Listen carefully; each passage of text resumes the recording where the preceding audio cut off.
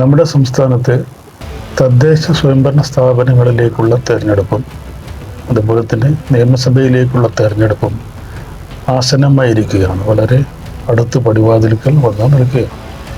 ഈ സമയത്ത് നിലവിൽ ഭരിക്കുന്ന LDF അല്ലെങ്കിൽ ഇടതുപക്ഷ ജനാധിപത്യ മുന്നണി വളരെയധികം മുമ്പിലാണ്, ഒരുപടി മുമ്പിലാണ് എന്നുള്ളത് സത്യമാണ്. അത് എല്ലാവരും അംഗീകരിച്ചിട്ടുള്ളതാണ്. രാഷ്ട്രീയ എതിരാളികൾക്ക് ഓശാനം പാടുന്ന ദൃശ്യ മാധ്യമങ്ങൾ വരെ ഈ കാര്യം അംഗീകരിച്ചിട്ടുള്ളതാണ്.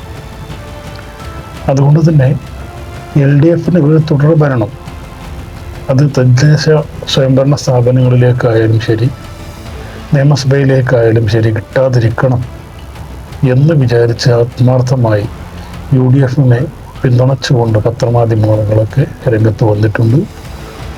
UDFൻ്റെ ഘടകകക്ഷികളും LDFനെ എങ്ങനെയെങ്കിലും തകർക്കണം എന്ന ലക്ഷ്യത്തോടു കൂടി മുന്നിൽ വന്ന് പ്രവർത്തിക്കുന്നുണ്ട്. ഏതായാലും ഒരുപാട് അപകീർത്തികരമായ വിമർശനങ്ങൾ നിലവിൽ LDF സർക്കാരിനെതിരെ ഇവരെല്ലാം കൂടി ഉയർത്തിക്കൊണ്ടുവരാനും ശ്രമിക്കുന്നുണ്ട്.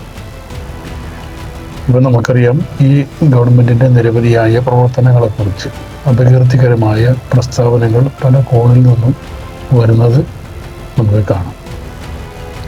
ഉദാഹരണത്തിന്, വളാഞ്ചേരിയിൽ ദേശീയപാത തകർന്ന സമയത്ത് അതിൻ്റെ ഉത്തരവാദിത്തം പൂർണ്ണമായിട്ടും സംസ്ഥാന സർക്കാരിന് മാത്രമാണ് എന്ന തരത്തിൽ ഒരു നെറേറ്റീവ് സൃഷ്ടിക്കാൻ നമ്മുടെ പ്രതിപക്ഷത്തിനും അതുപോലെ അവരെ പിന്തുണക്കുന്ന ദൃശ്യപത്ര മാധ്യമങ്ങൾക്കും ഒരു ആവേശമുണ്ടായി. അത്തരത്തിൽ അവർ പരമാവധി ശ്രമിച്ചു പോയി. പക്ഷെ അത് വേണ്ട വിധം ജനങ്ങൾ വിശ്വസിച്ചിട്ടില്ല. കാരണം ദേശീയപാത കാശ്മീർ മുതൽ അങ്ങ് കന്യാകുമാരി വരെ നിർമ്മിക്കുന്നത് ദേശീയ ഗവൺമെൻറ്റാണ്, കേന്ദ്ര ഗവൺമെൻറ്റാണ്. അവരാണ് ടെൻഡർ വിളിക്കുന്നതും നിർമ്മാണ പ്രവർത്തനങ്ങൾ നടത്തുന്നതും ഒക്കെ. ഈ നിർമ്മാണ പ്രവർത്തനങ്ങൾ നടത്തുന്നത് അദാനിയാണ് എന്ന കാര്യവും എല്ലാവർക്കും അറിയാം. പിന്നെ ഇതിൻ്റെ പേരിൽ സംസ്ഥാന സർക്കാരിൻ്റെ തലയിലേക്ക് കയറിയിട്ട് കാര്യമില്ല എന്ന് ഇവർക്ക് ക്രമേണ മനസ്സിലായി. ജനങ്ങൾ അത് വിശ്വസിക്കാനും പോകുന്നില്ല. അതുപോലെ തന്നെയാണ് ഈ അടുത്ത കാലത്തുണ്ടായ ശബരിമല ഇഷ്യൂ. അതും ഗവൺമെൻറ്റിനെ അടിക്കാനുള്ള ഒരു വലിയ വടിയായി, ഉപകരണമായി പ്രതിപക്ഷ കക്ഷികളും അതുപോലെ തന്നെ പത്രമാധ്യമങ്ങളും ശ്രമിച്ചു. പക്ഷേ അതും ബൂമറാങ് പോലെ തിരിച്ചടിക്കും എന്നൊരു തിരിച്ചറിവ് പ്രതിപക്ഷ കക്ഷികൾക്കുണ്ടായി, അവരെ പിന്തുണക്കുന്ന മാധ്യമങ്ങൾക്കും ഉണ്ടായി. അതുപോലെ ആ ഒരു പശ്ചാത്തലത്തിൽ ആ ഒരു നറേറ്റീവിൽ നിന്ന് പതുക്കെ അവർ പിന്മാറി. ഇപ്പോൾ നിലവിൽ അങ്ങനെ ഒരു വിമർശനമേ ഇല്ല. കാരണം അന്വേഷണം പുരോഗമിക്കും തോറും ഈ വിഷയത്തിൽ കോൺഗ്രസും BJPയുമാണ് പ്രതിക്കൂട്ടിൽ നിൽക്കുക എന്ന് എല്ലാവർക്കും മനസ്സിലായി. അതോടുകൂടി ഈ വിഷയം ജനങ്ങൾ മറന്നു കഴിഞ്ഞു. അഥവാ പ്രതിപക്ഷ കക്ഷികളും അവരെ പിന്തുണക്കുന്ന ദൃശ്യ മാധ്യമങ്ങളും ബോധപൂർവം മറന്നു കളഞ്ഞിട്ടുണ്ട് എന്നതാണ് നമുക്ക് മനസ്സിലാവാൻ സാധിക്കുന്നത്. 2016 തെരഞ്ഞെടുപ്പിൻ്റെ കാര്യം നമുക്കറിയാം. അന്ന് പിണറായി സർക്കാരിന് 2ാം ഊഴം കിട്ടും എന്നൊരു പ്രതീതി ഉണ്ടായ സമയത്ത് അതില്ലായ്മ ചെയ്യുന്നതിന് വേണ്ടി പലവിധ കുതന്ത്രങ്ങളും ആ കാലത്ത് പ്രതിപക്ഷ കക്ഷികളും അവരെ പിന്തുണക്കുന്ന ദൃശ്യപത്ര മാധ്യമങ്ങളും രംഗത്ത് കൊണ്ടുവന്നിട്ടുണ്ടായിരുന്നു. ഉദാഹരണത്തിന്, അന്നാണ് സ്വപ്ന സുരേഷ് സ്വർണ്ണക്കടത്ത് മുതലായ വിഷയങ്ങൾ ഉയർന്നു വന്നത്. ഖുർആനിൽ സ്വർണം കടത്തി, ഈത്തപ്പഴത്തിൽ സ്വർണം കടത്തി എന്നൊക്കെ പറഞ്ഞ് ലീഗുകാരും UDFകാരും ഒക്കെ അന്ന് KT ജലീലിനെ പ്രതിരോധത്തിലാക്കാനും പരാജയപ്പെടുത്താനും ഒക്കെ വിശ്രമം നടന്നു. എന്നാൽ അന്നത്തെ ആ ദുരാരോപണങ്ങളൊന്നും തന്നെ വിജയിച്ചില്ല. അതുപോലെ തന്നെ മുഖ്യമന്ത്രിയുടെ മകൾക്കെതിരെ, ഭാര്യക്കെതിരെ അവർക്ക് അങ്ങനെ കമ്പനികളുണ്ട്, ഇങ്ങനെ കമ്പനികളുണ്ട്, അങ്ങനെ അഴിമതി നടന്നു എന്നൊക്കെ പറഞ്ഞുകൊണ്ട് നിരവധിയായ ആരോപണങ്ങൾ കൊണ്ടുവരാൻ അവർക്ക് സാധിച്ചു. പക്ഷെ ഒന്നിനും ഒരു തെളിവും ഇതുവരെ ഹാജരാക്കാൻ ആർക്കും സാധിച്ചിട്ടില്ല. ആ കേസുകളൊക്കെ അങ്ങനെ വിസ്മൃതിയിലാണ്ട് പോയി. കാരണം ഇല്ലായ്മയിൽ നിന്ന് ഉയർന്നു വന്ന വെറും ഒരു ആരോപണ കേസുകളായിരുന്നു അതൊക്കെ. KT ജലീലിൻ്റെ കാര്യവും നമുക്കറിയാം. വലിയൊരു പണച്ചാക്കിനെയൊക്കെ കൊണ്ടുവന്ന് അദ്ദേഹത്തിനെതിരെ മത്സരിപ്പിച്ചുവെങ്കിലും അദ്ദേഹത്തിൻ്റെ മണ്ഡലം അദ്ദേഹം നിലനിർത്തി ഗംഭീരമായ വിജയത്തോടു കൂടി അന്ന് LDF അധികാരത്തിൽ വരികയും ചെയ്തു. നിലവിൽ ഇവരെല്ലാം കൂടി പറഞ്ഞു വരുന്ന ചില കാര്യങ്ങളുണ്ട്. അത് LDF ഗവൺമെൻറ് കൊണ്ടുവന്നിട്ടുള്ള ക്ഷേമ പ്രവർത്തനങ്ങളെ കുറിച്ചാണ്. അതുപോലെ തന്നെ LDF ഗവൺമെന്റ് നടപ്പിലാക്കും എന്ന് പ്രഖ്യാപിച്ചുള്ള പെൻഷനുകളെ കുറിച്ചും ക്ഷേമ പദ്ധതികളെ കുറിച്ചും ഒക്കെയാണ്. ഇതൊക്കെ ജനങ്ങളുടെ വോട്ട് തട്ടാൻ വേണ്ടിയുള്ള തട്ടിപ്പ് തരികിട പരിപാടികളാണ് എന്നാണ് പ്രതിപക്ഷത്തിന്റെ ആരോപണം.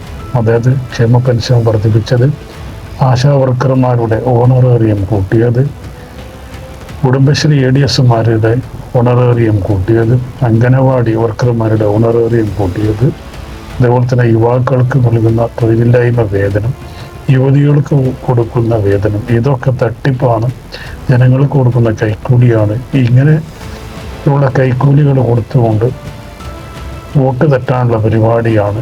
ഈ ക്ഷേമ പ്രവർത്തനങ്ങളും പ്രഖ്യാപനങ്ങളും ഒക്കെ തന്നെ ഈ ഇലക്ഷൻ മുന്നിൽ കണ്ടുകൊണ്ട് ഗവൺമെന്റ് നടപ്പിലാക്കുന്നതാണ് എന്നൊക്കെയാണ് ഇവർ പറഞ്ഞു വരുന്നത്. പദ്ധതികൾ ഒരുപാടുണ്ട് നമ്മുടെ സംസ്ഥാന സർക്കാർ നടപ്പിലാക്കാനുള്ളത്. അതൊക്കെ അതിൻ്റെ പടിപടിയായിട്ട് നടപ്പിലാക്കുകയും ചെയ്തു.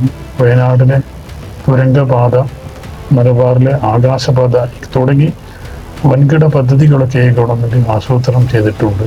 ഇതൊന്നും തന്നെ ജനങ്ങളുടെ കണ്ണിൽ പൊടിയിടാൻ വേണ്ടിയിട്ട്, വോട്ട് നേട്ടാൻ വേണ്ടിയിട്ടുള്ള പരിപാടികളൊന്നുമല്ല. പിന്നെ ഇലക്ഷൻ നടക്കുമ്പോൾ ഇലക്ഷനോടനുബന്ധിച്ച് ക്ഷേമ പ്രവർത്തനങ്ങൾ പ്രഖ്യാപിക്കുക എന്നുള്ളത് എല്ലാ ഗവൺമെന്റുകളും ചെയ്യുന്ന കാര്യമാണ്. എല്ലാ സംസ്ഥാനങ്ങളിലും എല്ലാ രാഷ്ട്രീയ പാർട്ടികളും ചെയ്യുന്ന കാര്യമാണ്.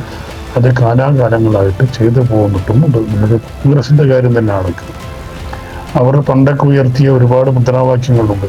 ഗരീബി ഹടാവോ, ബേക്കാരി ഹടാവോ, ഇന്ദിര ആവാസ് യോജന, നെഹ്റു ആവാസ് യോജന, ഇങ്ങനെയുള്ള പദ്ധതികളൊക്കെ അവർ പ്രഖ്യാപിച്ചിട്ടുള്ളത് തെരഞ്ഞെടുപ്പ് വരുമ്പോൾ മാത്രമാണ്. അത് എല്ലാ രാഷ്ട്രീയ പാർട്ടികളും എല്ലാ സംസ്ഥാനങ്ങളിലും ചെയ്യുന്ന പരിപാടിയാണ്. അതിൽ കുറേയൊക്കെ അതായത് സർക്കാരുകൾക്ക് അനുകൂലമായിട്ടുള്ള വിധിയെഴുത്തും വരും. അതൊക്കെ സ്വാഭാവികമാണ്. എന്നാൽ കേരള സർക്കാർ കേരളത്തിൽ പ്രഖ്യാപിക്കുന്ന പരിപാടികൾ അത് 2016 മുതൽ ഇങ്ങോട്ട് പ്രഖ്യാപിച്ചു വരുന്ന കാര്യമാണ്. അതിനു മുമ്പ് LDF സർക്കാർ ഭരിച്ച കാലത്തൊക്കെ പ്രഖ്യാപിച്ചിട്ടുള്ള പരിപാടികളാണ്. അതിൽ 90% നടപ്പിലാക്കിയിട്ടുണ്ട്. ഇനി 10% മാത്രമേ പറഞ്ഞത് നടപ്പിലാക്കാനുള്ളൂ. അതും സമയബന്ധിതമായി നടപ്പിൽ വരുത്തും. അതിനൊപ്പമാണ് പുതിയ പുതിയ പദ്ധതികൾ, നമ്മുടെ ജലപാത, ആകാശപാത, അതുപോലെ വയനാട് തുരങ്ക പദ്ധതി തുടങ്ങിയ നിരവധി പരിപാടികൾ ഈ ഗവൺമെന്റ് ആസൂത്രണം ചെയ്തിട്ടുണ്ട്. നടപ്പിലാക്കാൻ വേണ്ടി പദ്ധതി തയ്യാറാക്കിയിട്ടുണ്ട്, രൂപരേഖ തയ്യാറാക്കിയിട്ടുണ്ട്. ഇതിനൊക്കെ ഒരു തുടർച്ച ഉണ്ടാകണമെങ്കിൽ LDF സർക്കാർ മൂന്നാമതും അധികാരത്തിൽ വന്നേ മതിയാകും. അത് വരും എന്ന് തന്നെയാണ് നമ്മൾ വിശ്വസിക്കുന്നത്. പൊതുജനങ്ങളും അങ്ങനെ തന്നെയാണ് വിശ്വസിക്കുന്നത്. അതുകൊണ്ട് മലയാളി വോട്ടർമാർ വിവേകത്തോടെ വോട്ട് ചെയ്യും. LDF സർക്കാരിനെ മൂന്നാമതും അധികാരത്തിൽ കൊണ്ടുവരും എന്ന കാര്യത്തിൽ നമുക്ക് യാതൊരുവിധ തർക്കവുമില്ല, സംശയവുമില്ല.